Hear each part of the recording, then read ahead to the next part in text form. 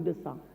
Ce qu'il y a dans le code pénal, c'est assassinat, c'est meurtre et puis c'est d'autres types de délits. L'assassinat, c'est quand vous tuez quelqu'un avec préméditation. Voilà. Donc, c'est ça qui existe dans le code pénal. Mais sans langue de bois, sans dilatoire, dans le sens d'une exception, je réponds à votre question. Le champ d'application de la loi d'amnistie, il est fixé par l'article 1 de la loi. Et l'article 1 de la loi, je n'ai plus le texte de loi. Est-ce que quelqu'un peut m'aider à avoir le texte de loi? Ah, merci. L'article 1 de la loi dit ceci. Sont amnistiés de plein droit tous les faits susceptibles de revêtir la qualification d'infraction criminelle ou correctionnelle commis entre le 1er février 2021 et le 25 février 2024, tant au Sénégal qu'à l'étranger, se rapportant à des manifestations ou ayant des motivations politiques, y compris celles faites par tout support de communication, que leurs auteurs aient été jugés ou non. Voilà l'article 1er de la loi qui fixe le champ d'intervention de la loi d'amnistie. Le champ de la temporalité entre 1er février 2021 et 25 février 2024 et le champ des infractions commises, qu'elles soient criminelles ou délictuelles, pendant le temps des manifestations. Et vous dites, est-ce que les crimes de sang sont là-dedans? Toutes les infractions criminelles, délictuelles sont comprises dans le champ d'intervention de l'article 1er de la loi.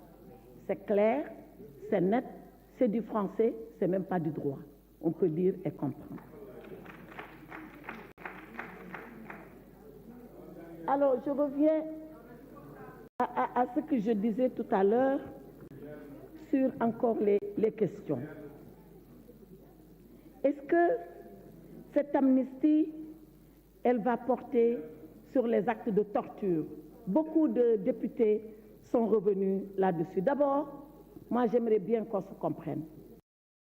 J'aimerais bien qu'on se comprenne. Dans cette loi d'amnistie, on a parlé de manifestations politiques, là, dans la loi d'amnistie. C'est ça que la loi vise. La torture, elle est interdite, elle est formellement interdite, elle est absolument interdite et punie au Sénégal. Absolument. Si moi ou une autre autorité de la République est convaincue que quelqu'un a torturé, c'est la sanction qui l'attend, c'est la peine de prison ferme. Nous ne supportons pas la torture. Nous la condamnons parce qu'elle est illégale, parce qu'elle est immorale, parce qu'elle est dégradante, parce qu'elle est inhumaine. Et je ne voudrais pas qu'on fasse le méli-mélo. Et pour ce qui concerne la torture, mais la loi, elle est là. Elle continue de s'appliquer, elle va s'appliquer, parce que l'amnistie, en réalité, l'amnistie va effacer des faits sur un temps bien déterminé. Mais l'amnistie, elle n'efface pas la loi pénale. On n'amnistie pas la loi, on amnistie les faits. Donc tant que la loi, elle est là, et elle punit des faits, mais ces faits-là seront toujours punissables. Donc je ne voudrais pas qu'on vienne encore mélanger avec la torture et faire rentrer la torture dans le débat. Maintenant, qu'est-ce qu'on va faire des victimes? J'ai dit tout à l'heure comment nous tous, on a vécu cette situation, quelle a été notre peine profonde, absolument profonde, devant ce qui s'est passé, devant ces morts, devant cette violence, devant ces incendies, devant ces incinérations. On a vécu des moments absolument difficiles.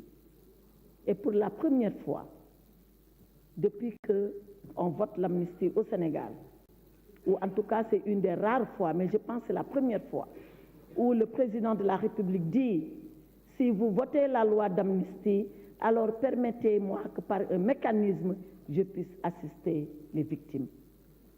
Donc, toutes les victimes de ce qui s'est passé seront assistées et seront soutenues. L'État sera à leur côté. Voilà ce que je peux vous dire.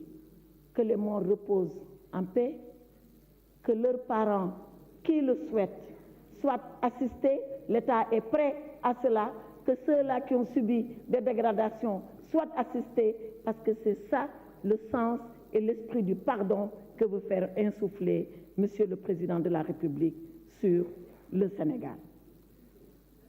Monsieur le Président, beaucoup de députés sont revenus sur nombre de questions et ils nous ont dit, mais pourquoi se fait-il que depuis 2021 que tout cela existe, on n'a pas dédommagé les victimes?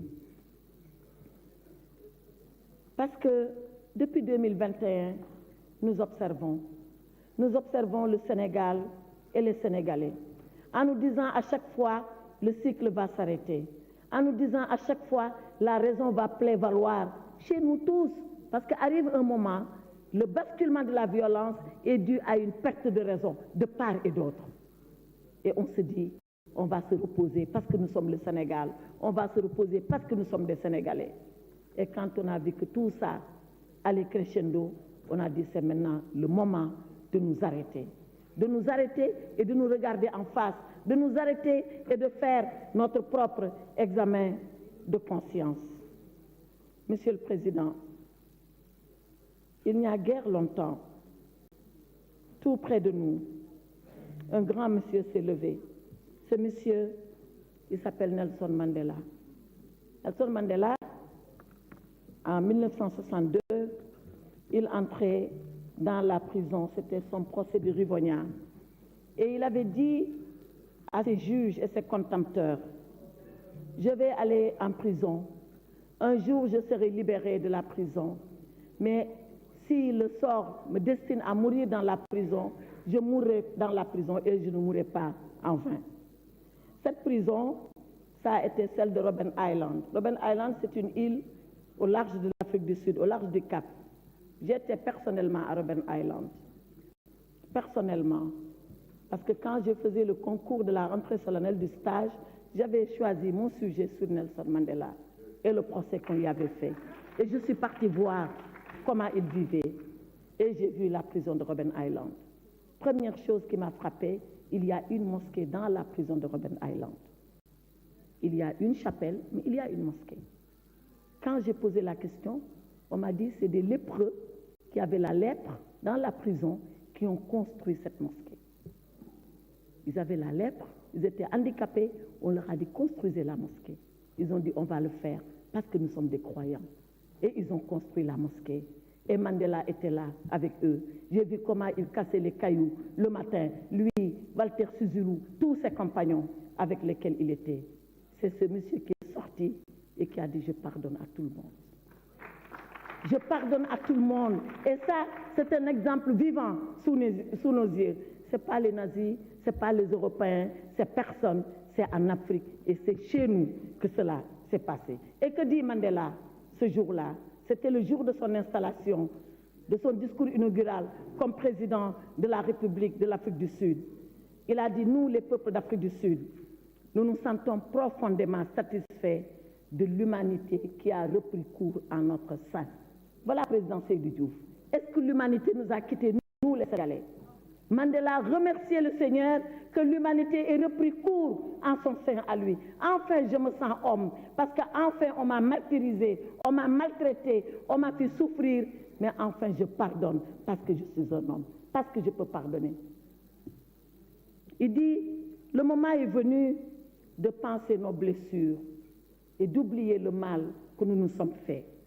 Il dit, le moment est venu de réduire les abîmes qui nous séparent. Il dit, le temps de la réconciliation est arrivé parce que c'est le temps de l'histoire et que c'est le temps de l'avenir. Parce que Mandela ne distingue pas entre l'histoire et l'avenir. C'est son passé qui fera l'avenir de l'Afrique du Sud. C'est ça qu'il vous est demandé de faire. Est-ce que, peuple du Sénégal, nous sommes prêts à pardonner comme Mandela? Est-ce que, peuple du Sénégal, nous sommes prêts à nous réconcilier comme Mandela le demandait? Est-ce que, peuple du Sénégal, nous sommes prêts à nous regarder, à nous examiner dans nos propres consciences et à nous dire ce qui s'est passé ne doit pas se reproduire. Et pour que cela ne se reproduise pas, il faut que nous, ici, en présence, tous ensemble, que nous puissions dire, nous oublions cela pour regarder vers l'avenir. Mais sommes-nous capables de pardonner? Pourquoi toutes ces lois d'amnistie que je vous ai citées, ce n'est pas pour le plaisir de vous les citer, c'est pour vous dire que des députés étaient là et qu'ils ont pardonné. Pourquoi ce qu'eux, ils ont pu faire, nous, on ne peut pas le faire? Est-ce qu'ils étaient plus grands? Est-ce qu'ils étaient plus généreux? Est-ce qu'ils étaient plus sénégalais? Est-ce qu'ils étaient plus patriotes et plus sincères que nous? Je ne le crois pas. Je ne le crois pas. Ce que ces députés ont fait, bien sûr que nous, ensemble, nous pouvons le faire pour le Sénégal. Alors, Monsieur le Président, c'est de cela dont je voulais parler. Nous avons le devoir de nous retrouver en tant que Sénégalais. Nous avons le devoir de faire preuve de dépassement en tant que Sénégalais. Au pays des Dialobé, de Cheikh Hamidou Kane, il y a une grande qui s'appelle la Grande Royale, que tout le monde connaît. Et quand les Blancs sont arrivés le matin au pays des Dialobé, pour les réveiller à force de tintamarre et de coups de canon, et leur dire « mettez vos enfants à l'école », alors le trouble s'est emparé des Dialobé. Personne ne savait s'il fallait envoyer les enfants à l'école des Blancs ou s'il fallait les laisser dans les écoles coraniques. Et c'est la Grande Royale qui s'est levée. Elle a dit au peuple de Dialobé, regardez ce qui va nous arriver. Examinons nos consciences. Voyons ce que peut être l'avenir de nos enfants et posons-nous une seule question. Est-ce que ce que nous sommes en train de gagner vaut ce que nous sommes en train de perdre? Députés du Sénégal, est-ce que ce que nous sommes en train de gagner par le pardon et par l'amnistie, par la clémence, par l'oubli, par que chacun se donne la main parce que nous sommes frères et sœurs, vaut mieux que ce que nous avons déjà